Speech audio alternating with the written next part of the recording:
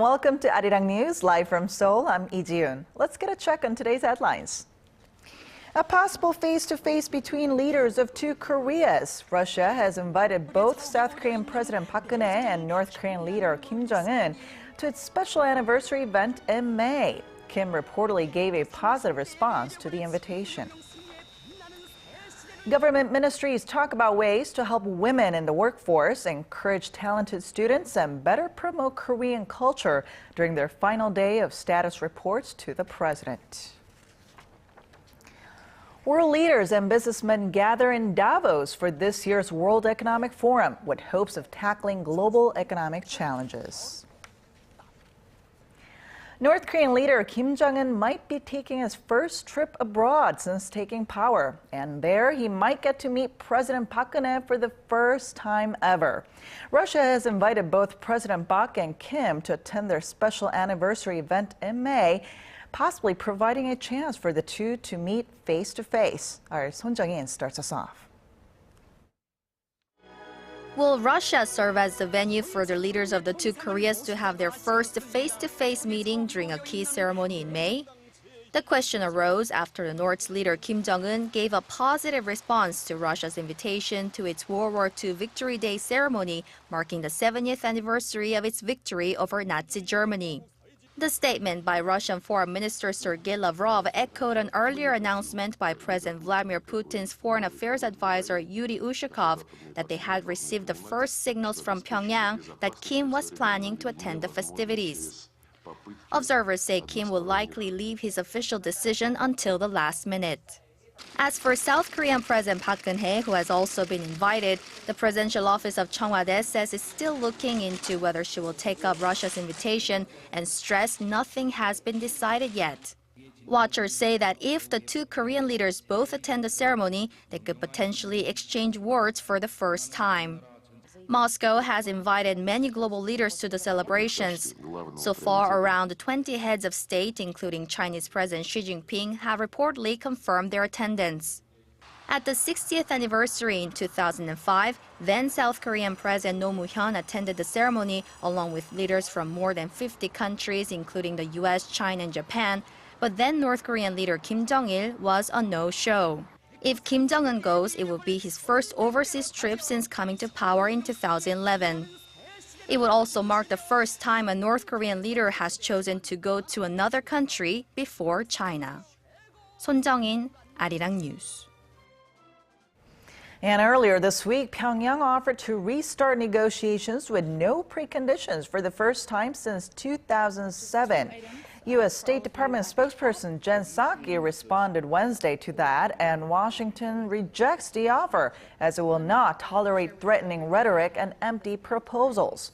She also said that Washington's position on North Korea will remain the same and that the U.S. is considering no policy changes regarding the reclusive state. The statement comes after the North's chief nuclear envoy met with former U.S. diplomats in Singapore this week. Meanwhile, North Korea says if the movie The Interview were submitted to the Berlin Film Festival next month, the submission would provoke an act of terrorism. Pyongyang's foreign ministry said Wednesday that the comedy film, a fictional plot to assassinate North Korean leader Kim Jong-un, is not in line with the purpose of the festival. And if Germany promotes the movie, it would just be joining Washington in pressuring Pyongyang. It also warned that the release of the movie in Germany would promote freedom of terrorism and violence instead of freedom of speech. However, according to the Korean Cultural Center in Germany and local media, Sony Pictures never submitted the movie to the festival. They say the confusion probably came because the festival runs while the movie is also expected to be released in several theaters in Germany. The Interview has raked in more than $40 million in profit ever since its online release.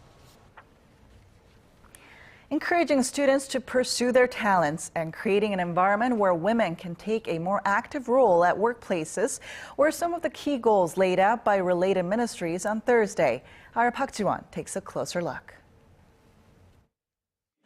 The action plans of the nation's education and employment ministries for the coming year focus on nurturing creative talent and building a society where workers are rewarded for their skills and not their credentials. For teenagers, the government aims to further promote its so-called free semester program, whereby middle school students are exempt from exams for a semester to give them time to enjoy other pursuits. As of 2014, 25% of middle schools nationwide had implemented the program. The ministry aims to increase that to 70% by the end of this year and to eventually expand it to every middle school by 2016. Our ministry is helping facilitate the necessary procedures so that every sector of society, including economic, social, and cultural institutions, will open their doors to teenagers during their free semesters. For the nation's young people, the government will increase the number of specialized vocational schools to help them find careers at an earlier age. The government will also encourage companies to list specific qualification requirements on their job postings so that job seekers and employers can avoid a mismatch. At the same time, the government hopes to increase women's economic participation in society. The women's employment rate in Korea is still lower than the OECD average, but the Gender Equality Ministry has plans for bringing the rate up. The ministry plans to pressure companies to give a year of automatic childcare leave following 3 months of maternity leave without having to apply. Although we cannot force companies to adopt the system, we will try to give incentives to companies that implement it. There are plans to set up new career centers for women with a variety of diverse career training courses. The training programs are expected to benefit over 17,000 women. The government will also increase the quantity and quality of daycare services, and the nation's daycare centers will be overhauled to follow stricter evaluation standards. Park Ji-won, ARIRANG News. The government also wants to do more to promote and celebrate Korean culture. Outlining its plans for this year, the Culture Ministry says greater access to arts and cultural activities are key to making Korea an all-round happier place for everyone. Our Lee reports. Having a happy life through arts and culture. That's what Korea's Ministry of Culture, Sports and Tourism is promoting in their official plans for the new year. The ministry announced Thursday that one of its major goals is to add more avenues where people can enjoy the arts, especially on the nation's designated Culture Day. Despite efforts to promote this day in its first run in 2014, we found out that the awareness level of Culture Day only stands at 30%. So this year, we plan to bring arts and culture to the people, especially those outside the city or in rural areas. Culture Day falls on the last Wednesday of every month, and on this day you can get free admission or discounts to museums and galleries, and even discounts to concerts or theaters. And this year, more venues, at least 1,800 nationwide, will be participating in this monthly campaign. Another goal for Korea is to boost its national image by promoting its arts and culture to the world. According to an annual index of 50 developed countries, Korea ranks 27th in terms of national brand, with people around the world having more positive perceptions of Germany than any other country. One way Korea will try to improve its image is by joining this year's Milano Expo, a 6-month affair in the Italian city where 145 countries will gather to showcase ideas on food, science, and technology. The ministry also plans to spend more on Korea's tourism industry, from $22 billion in 2014 to $24 billion this year. With the new plans now set to go, the government can now only hope that they will contribute to the people's happiness this year. Lee, ARIRANG News, Sejong. And during that status report, President Park Geun-hye said creating an innovative education system should be high on the government's to-do list. She said that classrooms should be places where students can dream about the future and realize their potential, while universities should also make changes to foster more daring and creative talents. Speaking of welfare, President Park emphasized the need to first help people stand on their own, rather than expand welfare for all those in need. The president said 2018 Pyeongchang Winter Olympics should also be used to advance Korea's culture and tourism industries. Korea's Supreme Court is delivering its final ruling as we speak for the first sitting lawmaker to be convicted of treason since the 1980s. Former left-wing Unified Progressive Party member Lee Ji-yoon was accused of plotting to overthrow the South Korean government in the event of war with North Korea. He He was also convicted of leading a shadowy pro-North Korea group called the Revolutionary Organization. Yi claims the group was solely for peaceful purposes. Last September, Yi was sentenced to 9 years behind the bars and was issued a 7-year ban on serving in parliament. Korea's communications regulator says the controversial chauffeur service Uber has violated the law. The Korea Communications Commission said Thursday the Korean branch of Uber Technologies failed to report its location service. The KCC says it will now report Uber Korea to the prosecution. The Seoul metropolitan government previously declared the ride-sharing app illegal and is offering a $1,000 reward to those who report vehicles that use the Uber service. Uber has not yet offered a response to the KCC's decision.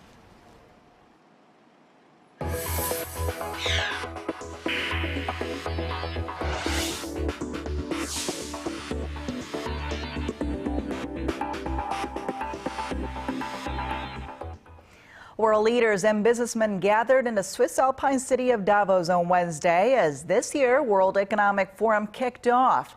There, Chinese Premier Lee Ji-yoon said China's slowing growth isn't too much to worry about. Our Song Ji-sun has the story. The downward pressure is there, but Beijing will aim for quality and continued growth in the long term. Those were the words of the Prime Minister of the world's fastest-growing economy after the economy failed to meet the government target for the first time. The Chinese economy logged a 7.4% growth rate in 2014, the lowest in 24 years. Seeking to assure global leaders that China will bring more opportunities to the world if it continues to grow at a medium to fast speed for the next couple of decades, Lee reiterated that he will pursue a prudent monetary policy and a proactive fiscal policy. It must be noted that the moderation of the growth rate in China reflects a profound adjustment in the world economy, and it is also consistent with the law of economics. More importantly, we have made further progress on structural reforms. Needless to say, the Chinese economy will continue to face substantial downward pressure in 2015. As the world's second-largest economy sought to assure investors, the world's largest economy is picking up pace. In a survey by PricewaterhouseCoopers conducted before the forum kicked off, CEOs attending the meeting indicated that the U.S. now seems a more attractive market than China by 38 to 34%. This marks the first time the U.S. has come out on top since the firm started conducting the poll 5 years ago. With the IMF having lowered its global growth outlook to 3.5% this year from an earlier forecast of 3.8%, deflation in the Eurozone, structural reforms, and income inequality will be among the major issues discussed at the Davos Forum this year.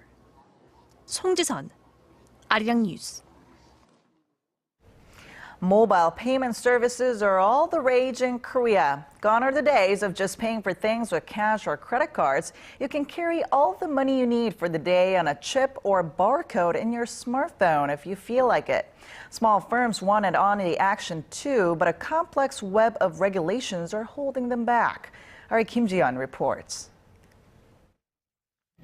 Touch here, touch there. Try taking public transportation here in Korea, and it won't take you long to see commuters simply placing a card on a reader for hopping on the bus or on the subway. The RF, or radio frequency card, enables users to pay for their fares without ever having to open their wallets, showing how much Koreans prefer faster and easier ways of payment. And because of this, startup companies like TouchWorks are trying to introduce a mobile payment method as an extension of its current services. The company's touching service allows users to accumulate membership points through an app without having to search through their device for a barcode. Around 550,000 users are currently using the touching app, with more than 1,000 stores nationwide participating in the service. TouchWorks' plans to expand into the mobile payment market is in line with an IT trend in Korea called fintech, a combination of the words financial and technology. The trend is changing the way we pay or transfer money and creating business opportunities. However, despite the potential for growth, local startups in the field struggle to overcome cumbersome government regulations. The rules are so stifling that they can prevent startups from getting off the ground at all. For instance, as it stands now, companies need a capital requirement of 1 billion Korean won, around $925,000 if they want to become an e-commerce firm. It's a problem because while a startup might have the right ideas and technology, a lack of significant capital means they aren't even getting past square one. To give small firms a fair shot, Korea's Financial Services Commission says it's going to announce deregulatory measures by the end of this month. The commission is expected to lower the capital requirement to some $460,000, half the current requirement. Kim Jong-un, ARIRANG News. And over the past few days, we've been taking a look at Korea's startup fever. But today, we turn our focus to Israel, a relatively small country in terms of geography and population, but a world leader when it comes to the environment for startups.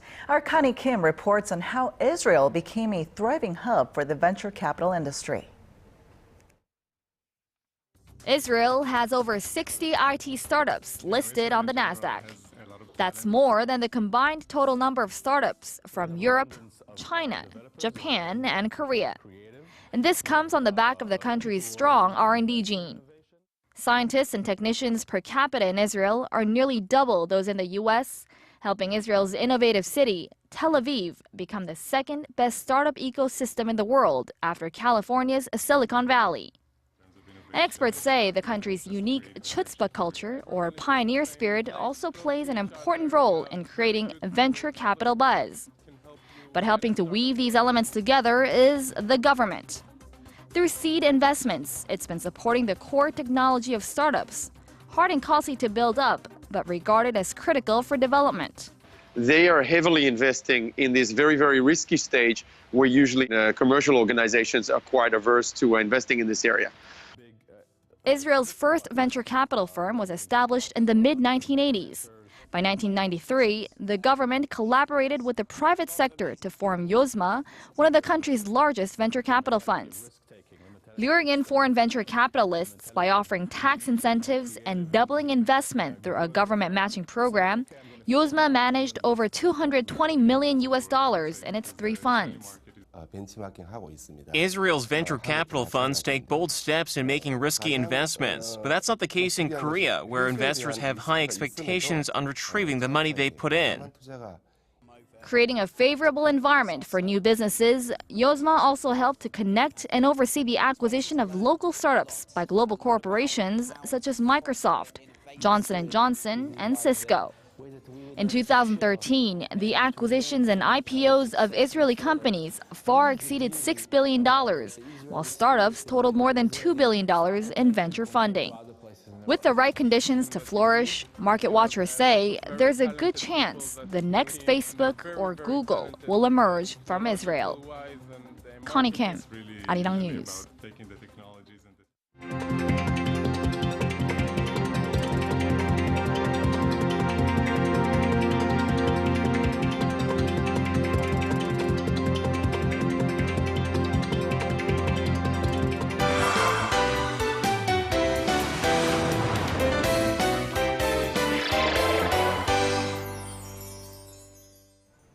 So there's a saying, you have to see it to believe it. But one artist makes you second guess your eyes with his works. And our Im Yoon-hee joins us today to tell us more. Hello. Hello, good afternoon, June. So today I have an exhibition on the artist Vladimir Kush. Now this is the first time his works are being shown in Korea, and he's brought some of his most outstanding, splendid works. Take a look at this new exhibition. A shirt billowing in the wind like a sail. Tucked into not a pair of pants, but a building. An unexpected sight that makes you second-guess your eyes and question reality. This is surrealism, a style of art that coerces contradictory ideas and images onto one canvas, resulting in a dream-like reality. Or is it a reality-like dream? Painter-sculptor Vladimir Kush is one of the leading surrealists of the 21st century. recognized for his impeccable ability to bring the unexpected to each of his works. Vladimir Kush is often considered the Dali of Russia, and Dali is one of the most recognized surrealist artists of all time. However, the difference between the two is that Kush portrays positive images, a brighter side to fairy tales, whereas surrealism traditionally uses dark, shattered images. Kush has a very witty sense about him, so all ages, even children, enjoy the stories that come to life in his work. And each one of Kush's masterpieces leaves plenty of room for the unseen. He paints a sense of mystery with each brushstroke, like looking into a storybook. But there's something also familiar about each work. Kush believes that the metaphor is not limited to our language, but is something that connects the unconnected in our everyday lives. It's an idea he's coined as metaphorical realism, and it's evident throughout his pieces. But because of this bridge that joins two distant ideas, the canvas also opens up to endless possibilities. It's a story ready to be written, no matter how far-fetched it may be. Korea's up-and-coming poet Kim Jong-un gives his take on the whimsical works of Kush in his poem Deer, inspired by the luminous painting behind the trees. 사슴, 난 바닷속에 산다는 바다 사슴을 알아요. 1년에 한 번만 수면으로 올라온다는 바다 사슴. 언젠간 나는 바다 사슴의 등에 올라타고 사라진 엄마를 찾으러 갈 거예요. 엄마는 어느 날 밤 코와 이마에 뿔이 생긴 후 무서워서 깊은 바다로 들어갔대요. People think surrealism is the opposite of realism, that it's very dramatic, avoids all reality. But Kush disagrees and uses his works of surrealism to illustrate his idea of metaphorical realism. He uses a metaphor to connect seemingly unrelated, opposing ideas or objects. If you look at this painting, it looks very unrealistic, but it contains elements that are all part of our real world. These walls are lined with windows, looking into distant lands that may not be as far off as you think. And although every inch of each canvas is covered in surreal images and designs, Kush has created a blank canvas, ready for our wildest imaginations.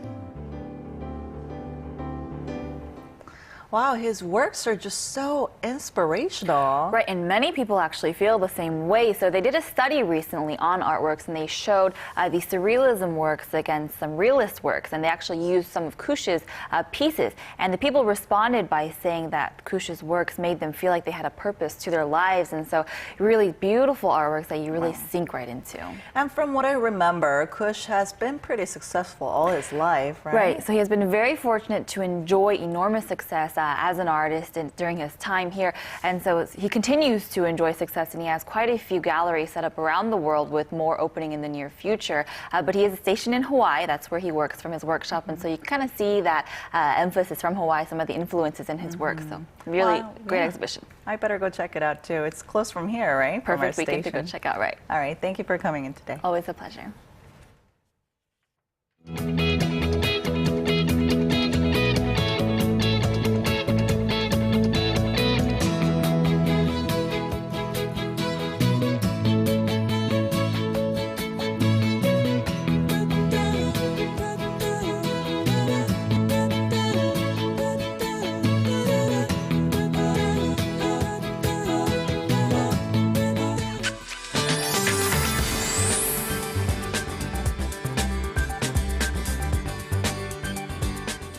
Good afternoon, I'm Michelle Park here with the latest weather forecast. There has been a heavy snow advisory issued in some parts of Gangwon-do and Gyeongsang-guk-do provinces, and it's snowing at the moment, and it's expected to continue out until this evening. Now, meanwhile, the rest of the nation can expect a cloudy day with a bit of a fog here and there due to the remaining moisture from the rain that we had last night. Now, these regions can expect mild temperatures as well, especially during the peak of the day, and we are expecting higher highs than yesterday, almost reaching up into the teens.